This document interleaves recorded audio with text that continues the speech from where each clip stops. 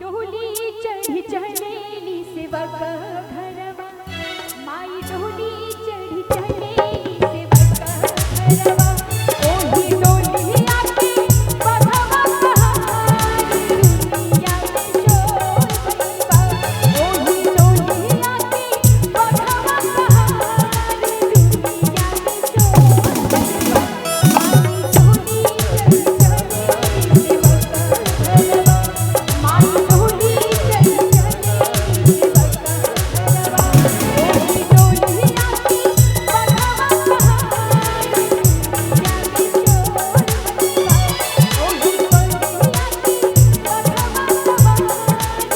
शोर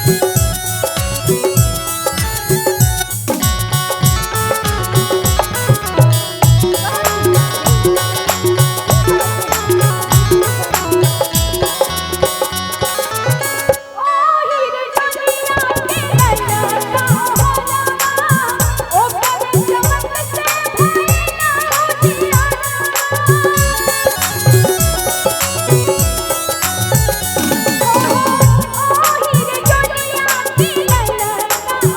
डोली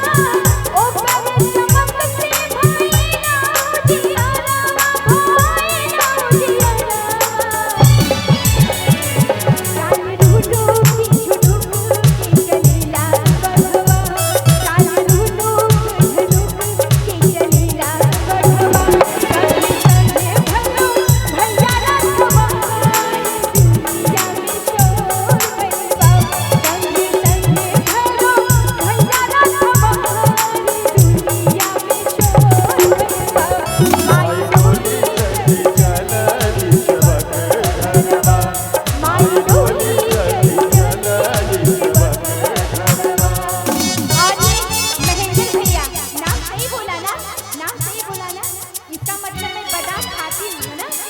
बादाम नहीं खाओगी तो भी यादाश्त सही रहेगा।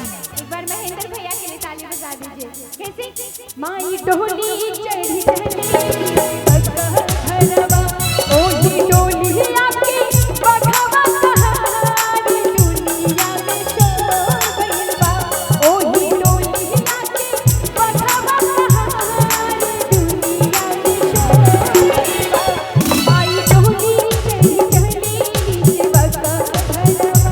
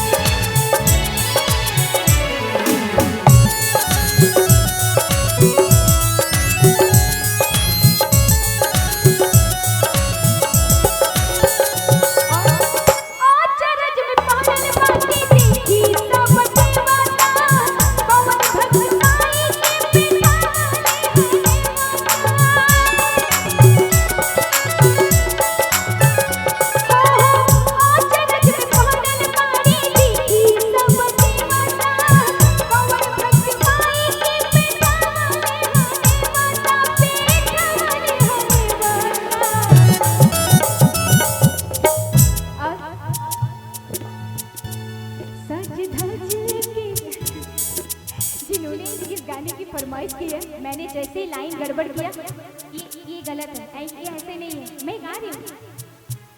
सज धज के सही गाया ना?